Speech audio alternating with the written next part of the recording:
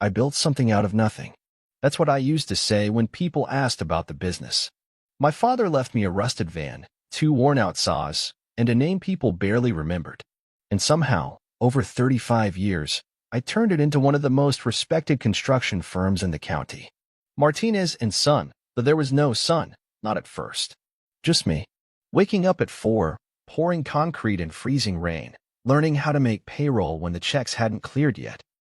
The kind of life that gives you bad knees and a 1,000-yard stare.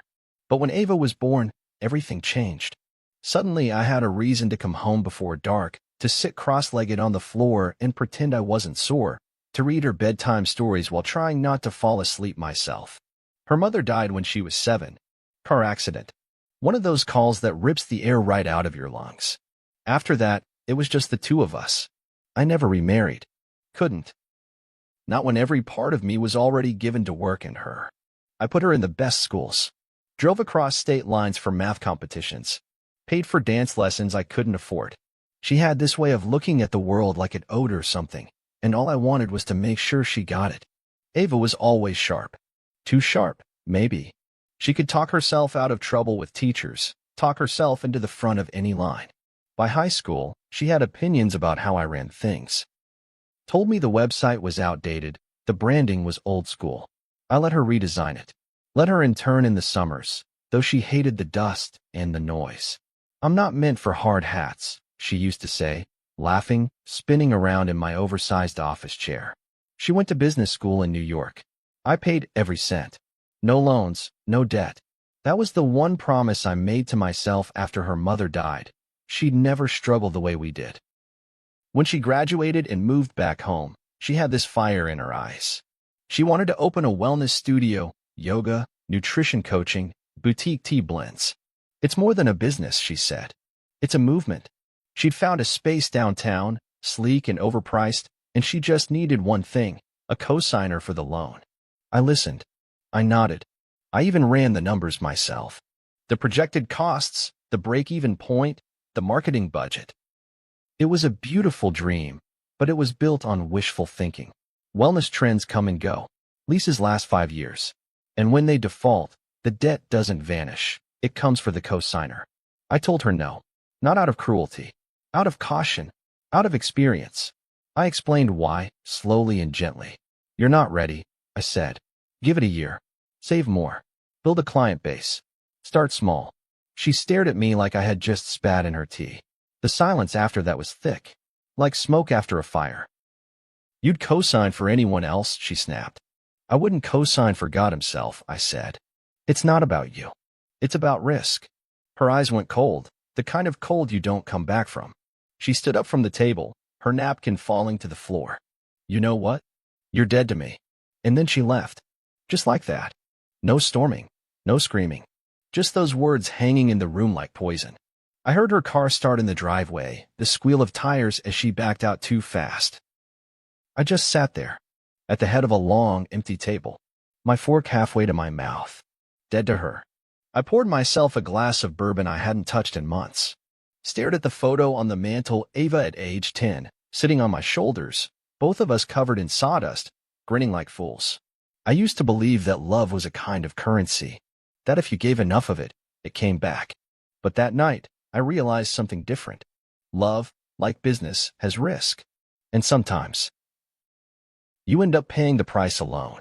She didn't call the next day, or the day after. I kept expecting a text, maybe some flippant apology like she used to give after teenage tantrums. But it never came. What I got instead was silence, cold, deliberate, punishing silence. The kind that doesn't just fill a room, but expands inside you, echoing in your chest until every other sound feels small. The worst part wasn't her absence. It was how final her words had sounded. You're dead to me. Not angry. Not even emotional. Just done. I replayed it in my head so many times it started to rot the edges of my memories with her, memories I used to lean on when life felt too heavy. Her first steps across the sawdust-streaked floor of the warehouse. Her squeals of joy when I surprised her with a puppy. Her college graduation when she ran into my arms, tears in her eyes, whispering, "We did it, Dad." I tried to stay busy. That's what I'd always done. Buried myself in invoices, site plans, and contractor meetings. But it didn't work like it used to. Everything I touched reminded me of her. The custom cabinets she helped design for a client last spring. The social media account she set up. Even the lavender candle in the office she insisted would make us seem more approachable. It still sat on the corner of my desk, half-burned. That Saturday, we had a family dinner planned. One of those rare evenings when cousins and siblings and in-laws came together over roasted chicken and loud stories. I thought maybe Ava would show up. Maybe she'd let her pride crack. Maybe I could fix it. She arrived 20 minutes late. Not unusual, but her entrance was. She walked in with her shoulders squared, chin high, wearing a sleek black coat I didn't recognize and a silence that warned the room to stay small. We made eye contact. Brief. Barely. She gave a nod to her uncle, hugged her aunt, then slid into the seat furthest from mine. I opened my mouth, but closed it again when I saw her glance at her phone mid-conversation, as if the evening bored her. Midway through dinner, someone made the mistake of asking how her new business venture was going. She set her fork down slowly. "It's on hold," she said flatly. Apparently not everyone believes in supporting family anymore. The table tensed. Her cousin, bless his heart, tried to laugh it off. Come on. Every entrepreneur hits a bump. You'll get there." That's when she looked up, directly at me, voice cold and sharp. Hard to get there when your own father doesn't think you're worth a signature. The air vanished from the room. My brother shifted in his seat. My sister-in-law reached for the wine bottle like it was a life raft. I tried to stay calm, measured. "This isn't the time, Ava." "No," she said, standing. "You're right. The time was 2 weeks ago when I needed your help. But instead, you made it clear your trust has limits." I stood more out of instinct than decision. I was protecting you from a decision that could bury you in debt before you even start. "You're not ready." She laughed short, bitter. "No, I'm just not you. And because of that, nothing I want will ever be good enough."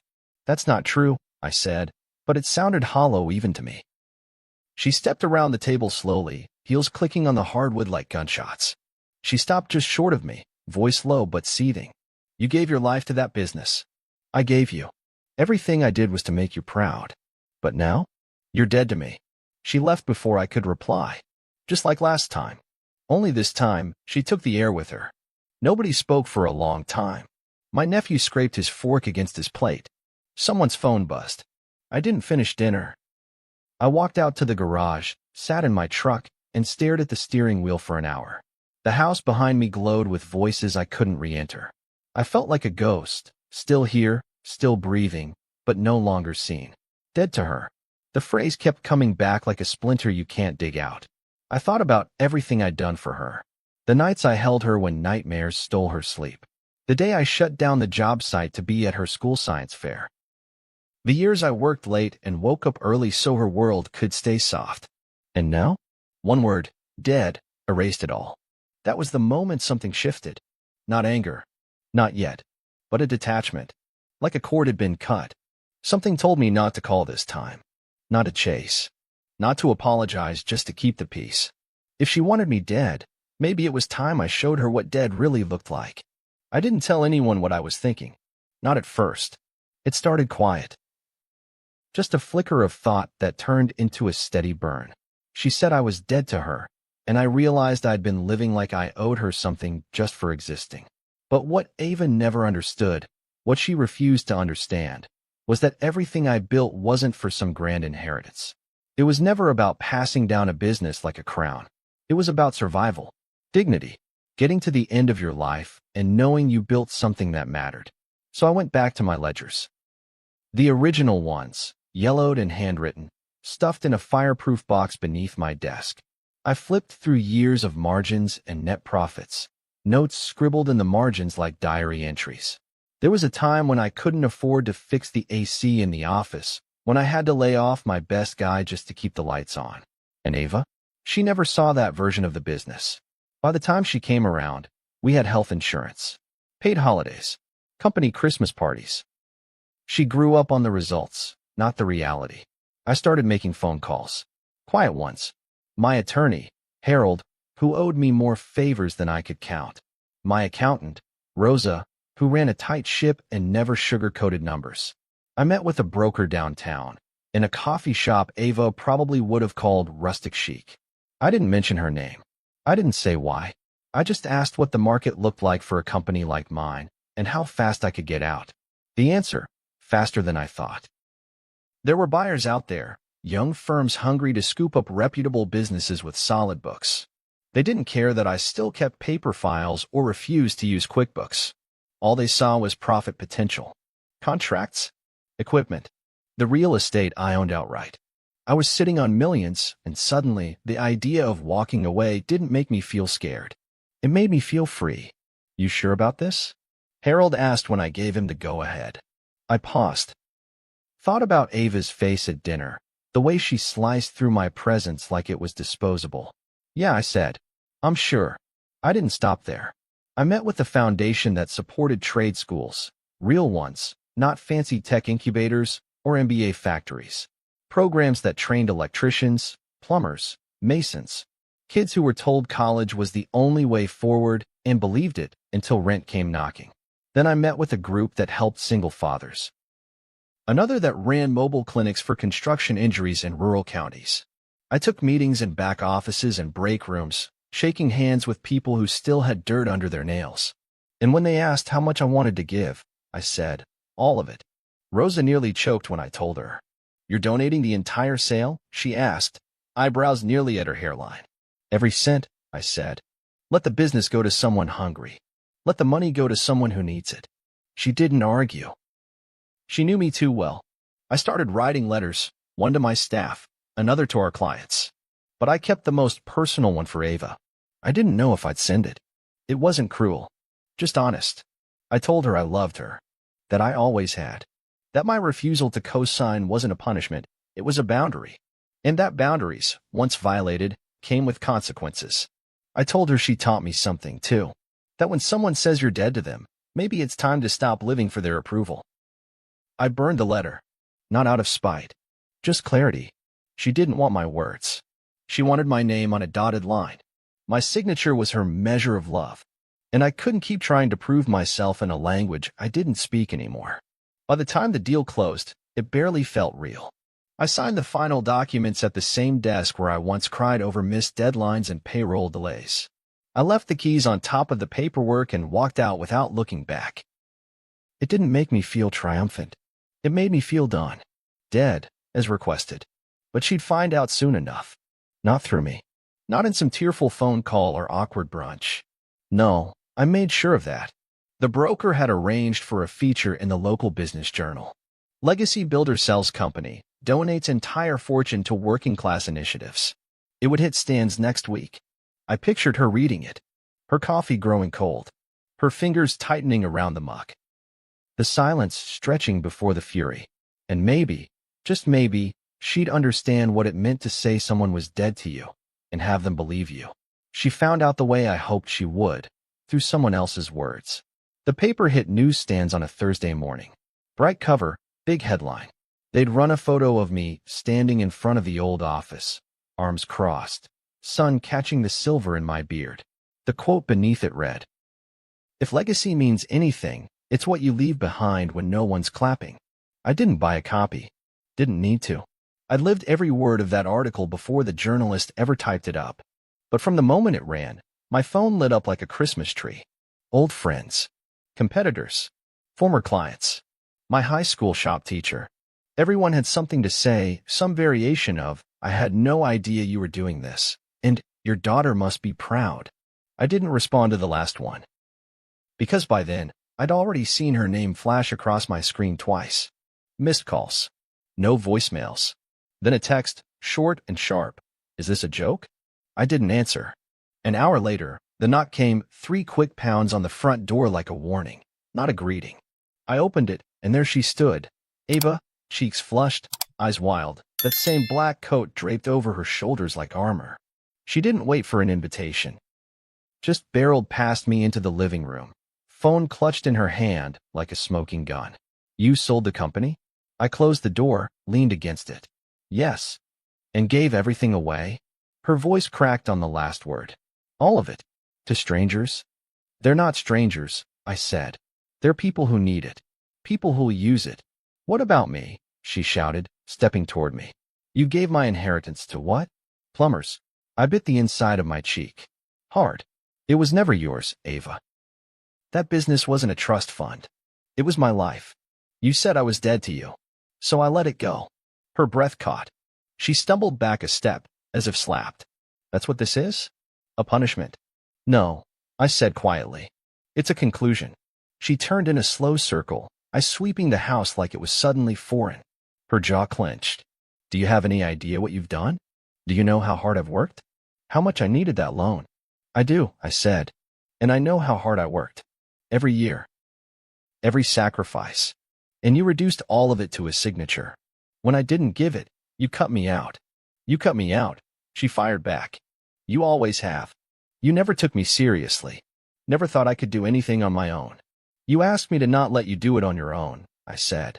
You asked me to take the fall if it failed. She stared at me then. Really stared. Something behind her eyes flickered. Rage, grief, disbelief. You should have told me, she whispered. You should have let me fight for it. I shook my head slowly. You didn't want to fight. You wanted me to fold. She looked around again, this time like she was searching for something that would ground her, some proof that this was still her home, that she still belonged here. But she didn't find it. You ruined everything, she said, almost to herself. I didn't reply. There was nothing left to ruin. The business was gone. The money was gone. And the version of me who would have bent over backward to earn her love, that man was gone too. She walked to the door, stopped with her hand on the knob. You'll regret this, she said, without turning around. Maybe, I said, but not as much as I've regretted trying to buy peace. The door closed with a softness that felt more final than a slam. I stood there for a long time after, in the stillness, letting the silence settle around me like fresh snow. My chest ached.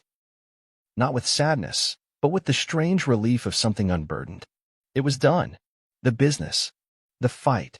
The need to explain myself to someone who'd already written my obituary. She said I was dead. Now, finally, I was. She didn't stay away. 3 days later, she was back. Less fire, more calculation.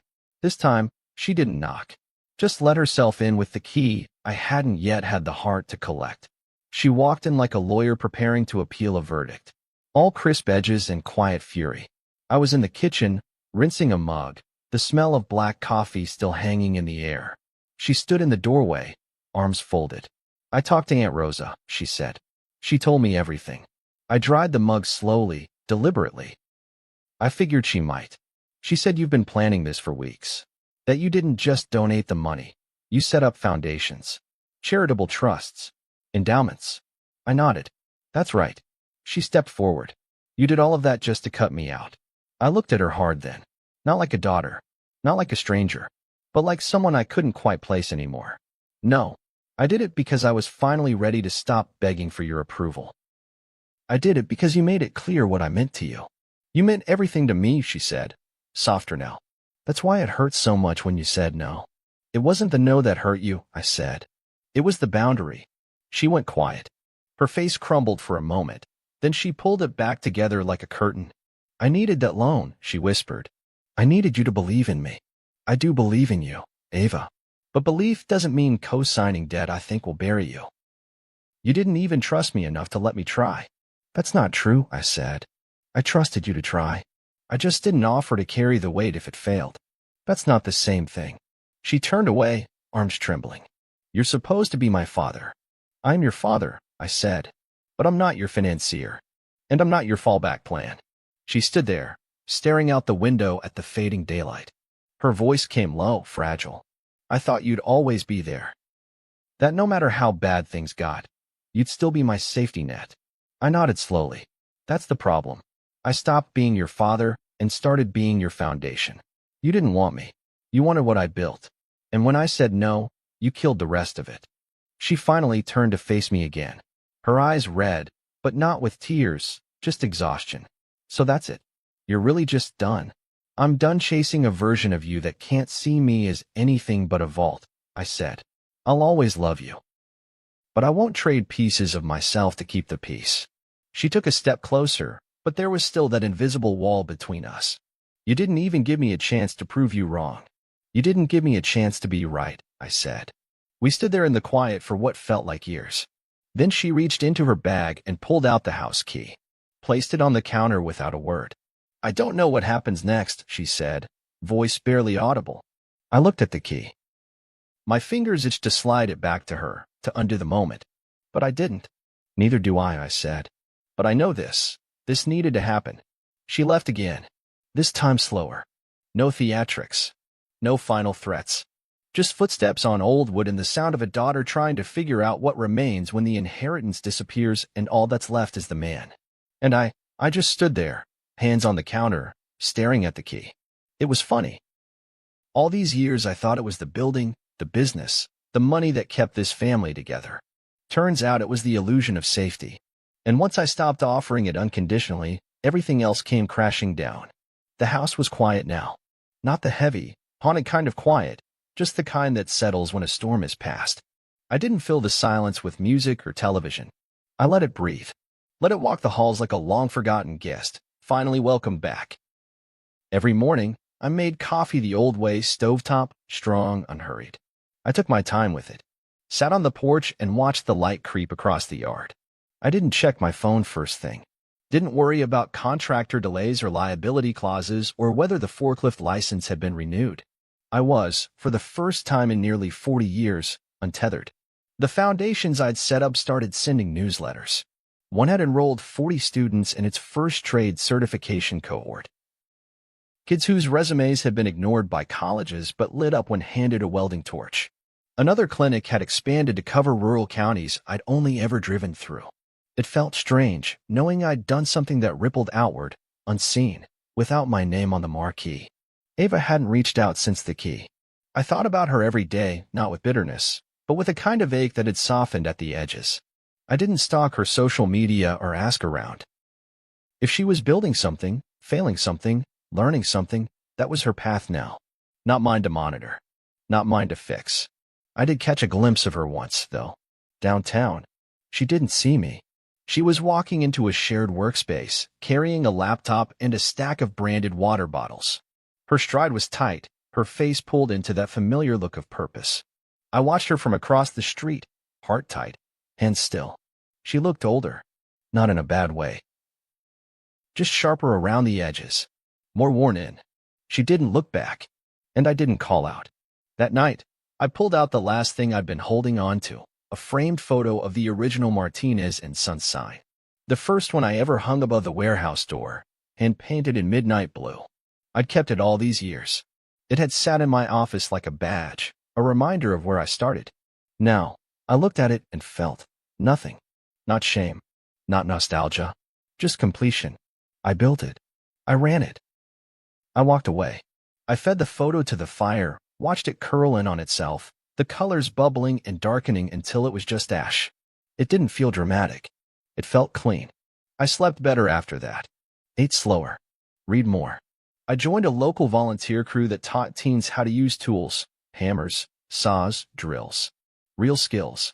We built picnic benches for parks, repaired porches for elderly folks on fixed incomes. No one asked what I used to do. I didn't offer. And when I lay in bed at night, I didn't replay the fights, the disappointment, the what-ifs. I didn't hold imaginary conversations with Ava where she apologized, or I did. I didn't rehearse the kind of reconciliation you only see in movies. I just breathed, let go, and lived. Some people might call that lonely. But to me, it was freedom. If this story hit home for you, if you've ever had to walk away to find your peace, subscribe for more raw, real family stories. Share this with someone who needs to hear that choosing yourself isn't selfish, it's survival. Your story matters, too. See you soon in the next one.